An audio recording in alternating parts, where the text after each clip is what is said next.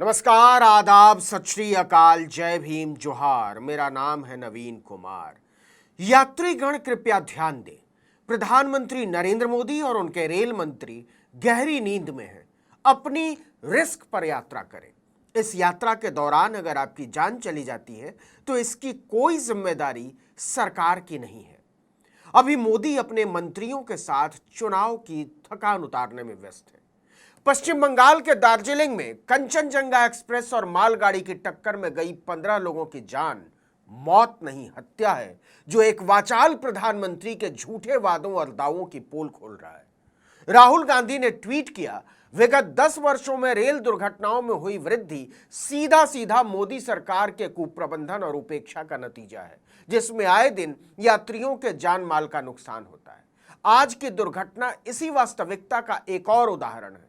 एक जिम्मेदार विपक्ष के रूप में हम इस भयावह नजरअंदाजी पर सवाल उठाते रहेंगे और मोदी सरकार को इन दुर्घटनाओं पर जवाबदेह बनाकर रहेंगे। राहुल गांधी को यह बात क्यों कहनी पड़ी?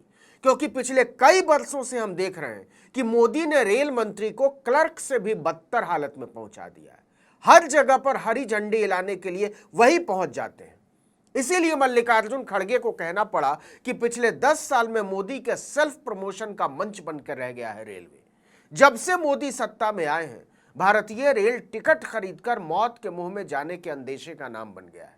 नरेंद्र मोदी भारतीय रेलवे को दुर्घटना के सबसे खतरनाक रेलवे व्यवस्था में तब्दील कर चुके हैं।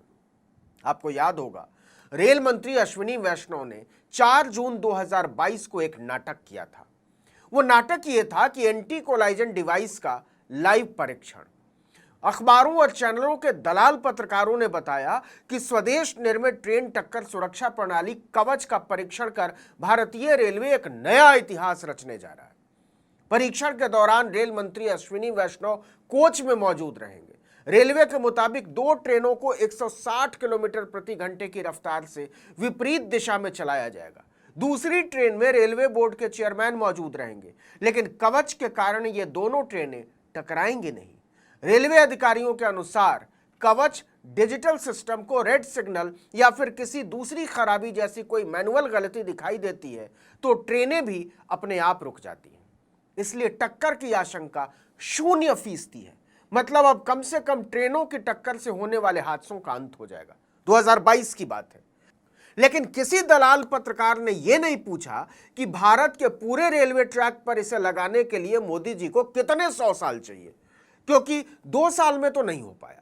इसके पहले खबर थी कि इंपोर्टेड एंटी कोलिजन डिवाइस लग रहे हैं, फिर अपनी टेक्नोलॉजी भी बना ली।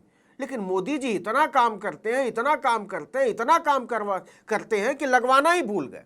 लगता है एंटी कोलिजन डिवाइस को अपने ऑफिस में पेपर वेट की तरह इस्तेमाल करते होंगे, क्योंकि पिछले 10 साल में जितने भी बड़े रेल हादसे हुए हैं उनमें से किसी भी ट्रेन में एंटी कोलिजन डिवाइस नहीं लगा हुआ था। जैसे मोदी के सत्ता में आते ही 26 मई 2014 को गोरखधाम एक्सप्रेस पटरी से उतर गई, 25 लोगों की जान चली गई, 50 से ज्यादा लोग घायल हो गए, नो एंटी कोलिजन डिवाइस। 20 नवंबर 2016 इंदौर पटना एक्सप्रेस हादसा, 150 लोगों की जान चली गई और इतने ही लोग घायल, नो एंटी कोलिजन डिवाइस। 23 अगस्त 2017 कैफियत एक्सप्रेस हादसा, 70 लोग घायल, नो एंटी कोलिजन डिवाइस। 18 अगस्त 2017 पुरी हरिद्वार उत्कल एक्सप्रेस हादसा, 23 लोगों की मौत, 60 घायल, नो एंटी कोलिजन डिवाइस। 13 जनवरी 2022 बीकानेर गुवाहाटी एक्सप्रेस हादसा, 9 लोगों की मौत, 36 घायल, नो एंटी कोलिजन डिवाइस। 2 जून 2023 बालासोर रेल हादसा, 296 लोगों की मौत, 900 से ज्यादा घायल, नो एंटी कोलिजन डिवाइस। और अब 17 जून 2024 कंचनजंगा एक्सप्रेस मालगाड़ी से टकरा गई, 15 लोगों की मौत, 60 से ज्यादा घायल, कहानी वही, नो एंटी कोलिजन डिवाइस। देखिए, रेलवे के अधिकारियों ने दावा किया था कि रेल मंत्रालय ने बरसों के शोध के बाद यह तकनीक विकसित की है।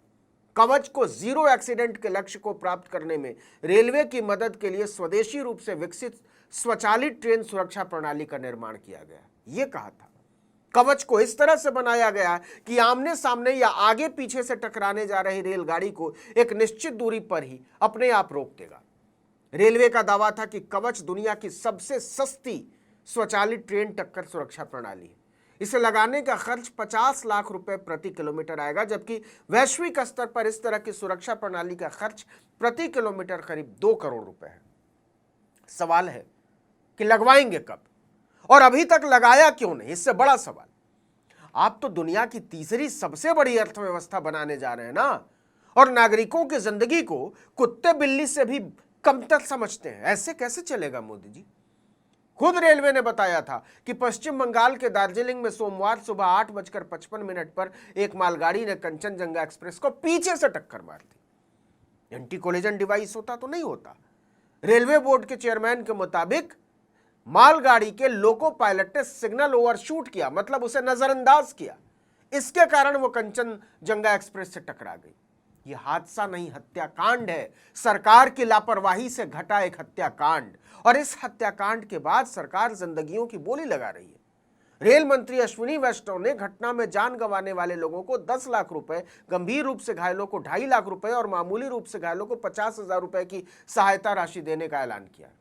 इसके अलावा हादसे में मारे गए लोगों को प्रधानमंत्री राहत कोष से भी 2-2 लाख रुपए और घायलों को 50,000 रुपए मदद का ऐलान किया गया। बस हो गया, अब घर जाइए। इसके लिए आप रेलवे के चादर के कफन में लपेट दिए गए अपने जिगर के टुकड़ों से कहिए कि वो थैंक यू मोदी जी बोले, जो उन्होंने इतना बड़ा उपकार किया। अब तमाशा देखिए कि सरकार डंके की चोट पर कह रही है हादसा सिग्नल की अनदेखी की वजह से हुआ। इसके लिए लोको पायलट जिम्मेदार है, ड्राइवर। लेकिन रेलवे बोर्ड द्वारा मालगाड़ी के लोको पायलट को जिम्मेदार ठहराने पर भारतीय रेलवे लोको रनिंग मैन संगठन ने सवाल खड़ा कर दिया है। उसका कहना है कि जब खराबी सिग्नल में थी तो लोको पायलट इसके लिए कैसे जिम्मेदार हो गया? मतलब दोनों में से एक झूठ बोल रहा है, या तो सरकार झूठ बोल रही है, नहीं तो एसोसिएशन झूठ बोल रहा है। मीडिया रिपोर्ट्स के मुताबिक पश्चिम बंगाल में रानीपानी रेलवे स्टेशन से छतरहाट जंक्शन के बीच स्वचालित सिग्नल प्रणाली सही तरीके से काम नहीं कर रही थी। सूत्रों की माने तो सुबह 5:50 से ऑटोमेटिक सिग्नलिंग सिस्टम में खराबी थी। भारतीय रेलवे लोको रनिंगमैन संगठन के कार्यकारी अध्यक्ष संजय पांधी ने रेलवे के इस बयान पर सवाल उठा दिया है कि पायलट ने रेल सिग्नल का उल्लंघन किया। उन्होंने कहा कि लोको पायलट की मृत्यु हो जाने और सीआरएस जांच लंबित होने के बावजूद लोको पायलट को जिम्मेदार घोषित कर देना बेहद आपत्तिजनक है और हम इसको मंजूर नहीं करेंगे। तो क्या है कवच की स्थिति, जरा इसको भी समझ लीजिए। रेलवे बोर्ड के मुताबिक कई रूटों पर इसको इंस्टॉल किया जा रहा है। गौर कीजिए, किया जा रहा है। एक भी रूट पर यह सिस्टम मुकम्मल तौर पर अभी तक चालू नहीं हुआ। देश में फिलहाल 1,500 किलोमीटर के ट्रैक पर कवच काम कर रहा है, और जिस रूट पर कंचनजंगा हादसा हुआ है उस पर कवच इंस्टॉल ही नहीं हुआ है। लेकिन मोदी जी को डिस्टर्ब नहीं करना है। चुनाव के बाद अगले चुनाव तक उन्हें सख्त आराम की जरूरत है। प्रधानमंत्री किस काम के लिए होते हैं पता है ना? सिर्फ और सिर्फ चुनाव प्रचार करने के लिए।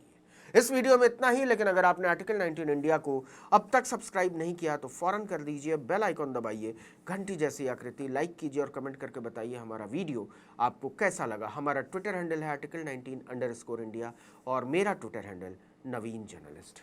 नमस्कार।